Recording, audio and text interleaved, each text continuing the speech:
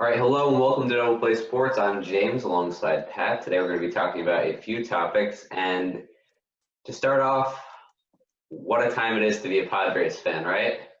They have made Woo! three very large moves in the last about 24 hours from when we're recording this, including trading for Cubs ace Yu Darvish, trading for Rays ace Blake Snell, and signing KBO star Ha Seung Kim. So that's going to be what we're mostly talking about today. We're also going to be talking about the Nationals' acquisition of Josh Bell. Two other moves that have happened recently, just to mention, the Dodgers signed Tommy Kahnle to a 2-year deal. Why this is a little bit significant, he won't be able to help their bullpen this year in 2021, but he will be able to help them next year because he's out this year with Tommy John. And recently, the Phillies were part of a 3-team trade with the Rays and the Dodgers, and they acquired Rays relief pitcher Jose Alvarado. So those are just some other. It's been a pretty slow offseason until recently. The Padres really got it going. So let's start with talking about the first of those moves, the Blake Snell trade. Pat, what are your thoughts on the Snell trade, and what would you grade both sides? I love the Blake Snell trade. More so for the Padres because when you look at it, Snell isn't making much money. He's locked up for, I think, 3 more years.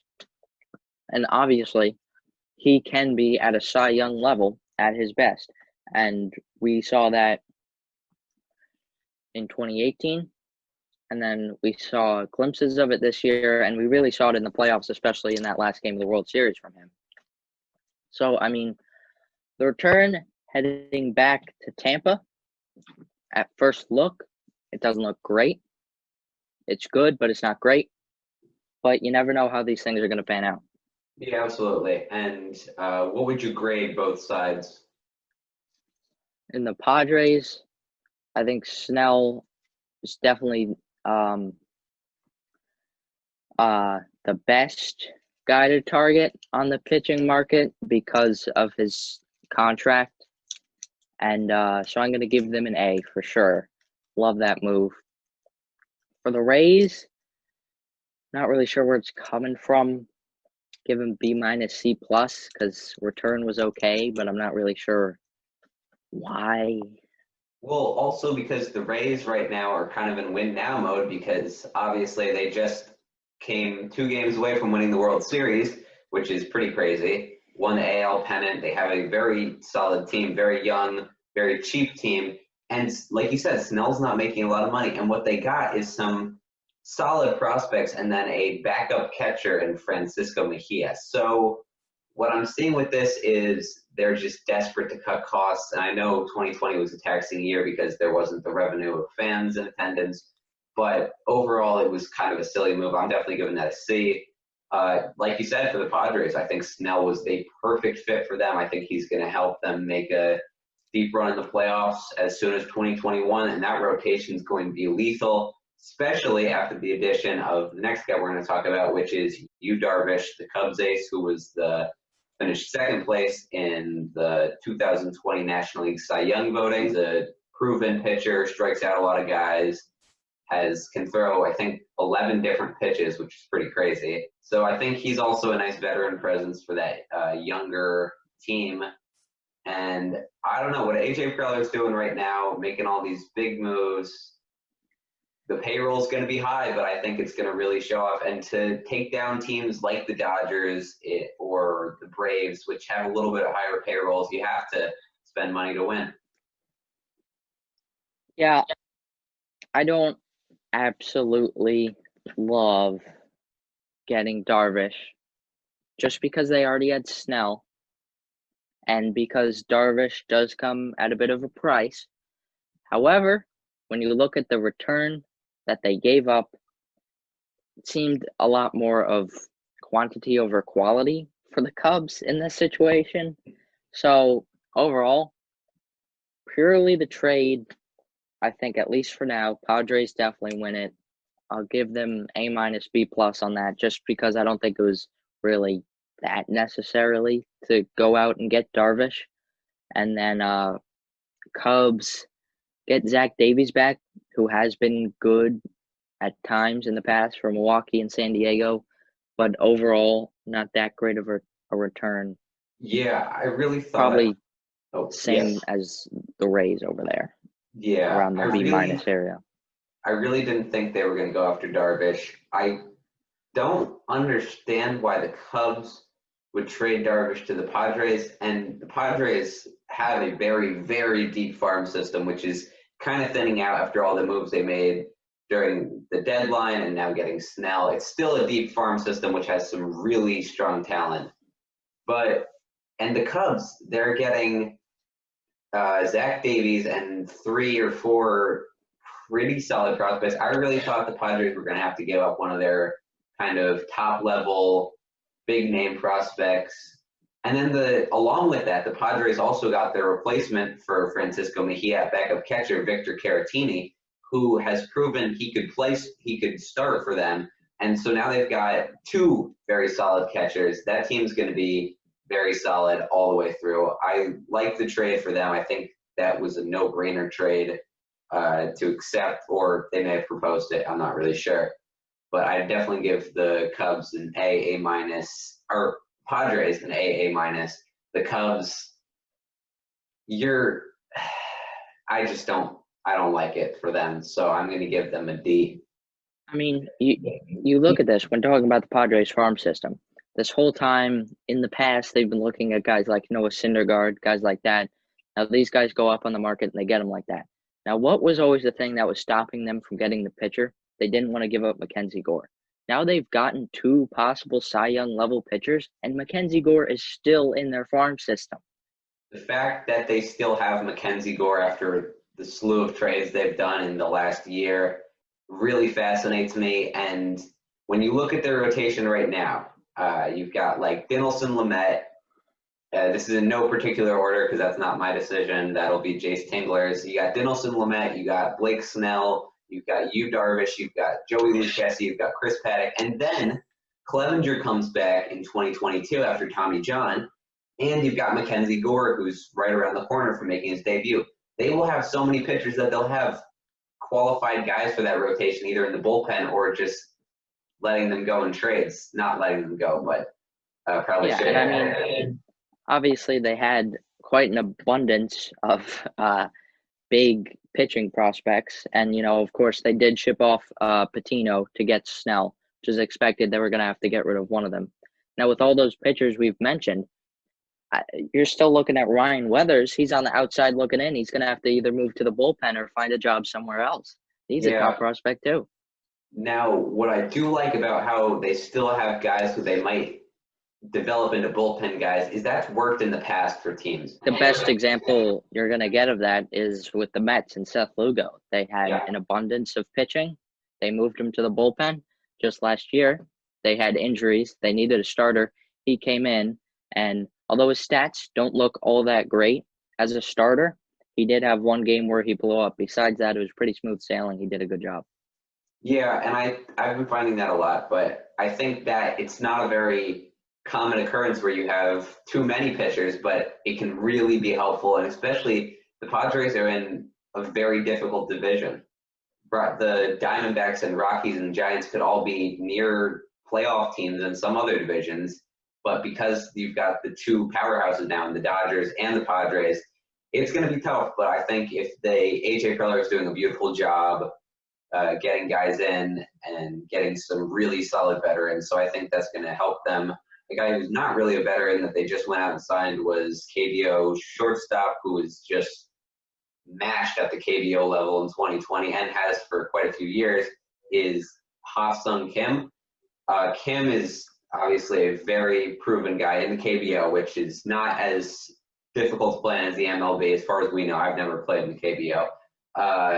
But what really is interesting is when you see a lot of these players come over from Asia, they're usually quite a bit older. Even like Ichiro Suzuki, who had a very long, successful MLB career, was 30 when he came over. So you look at this, and now you see Kim, who's only 25 years old and has already produced at that level. And now you have that infield's going to be Hosmer. I think they're going to put Kim at second, then Tatis at short, and Machado at third, moving Cronenworth to the outfield of the bench. That's scary. Their whole lineup is dirty. It's an incredibly good team. And I think that, especially with this, they make the Padres one of the teams to watch to possibly beat the Dodgers. But also, they're going to be exciting to watch because I know a lot of people don't like Manny Machado, but he is a fun player to watch. Same with Fernando Tatis. He's brought some new edge and excitement to the game. And then you've got guys like I said, Hosmer, who is kind of just a good guy, a nice cornerstone at first base who you spent a lot of money on, but that really paid off in 2020. And same with Will Myers. Those are vets who can really get the job done. So I think overall that Padres team is complete now. Yeah, when you look at it, especially if they have a few relievers there that were on expiring contracts, they bring those guys back or even bring new ones in. There's not much of a hole in that roster, just like as you see the top teams in the league nowadays are. Last guy we're going to talk about is the Nationals acquired former All-Star and Pirates first baseman Josh Bell. They gave up Will Crowe and Eddie Eanes, who are two pitching prospects in their system. I like the move in the way that this kind of solidifies the Nationals lineup, which is very top heavy. And for last year and their 2019 World Series year was one of the oldest, if not the oldest in baseball. So now they've got their Soto, they've got their Turner, they've got their Victor Robles, who's budding and young. But then besides that, it's very, very inconsistent, weak, and unproven. And I think Bell kind of just solidifies that lineup to make them closer to the playoff team that they were a year ago.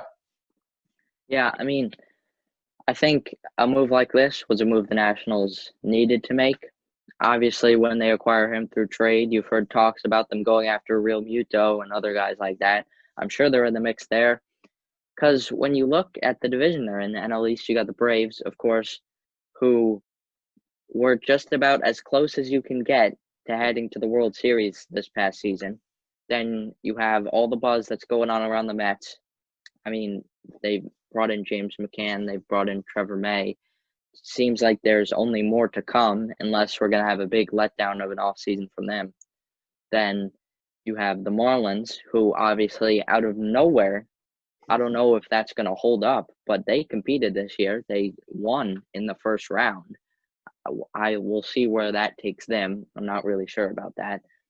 When you look at the Phillies are a little bit on the weaker side in this division, I think, right now, especially because of their recent money issues, and also they're going to be losing their all-star starting catcher. But, I mean, still, when you look, they have a top two in their rotation. That seems like it's very firm.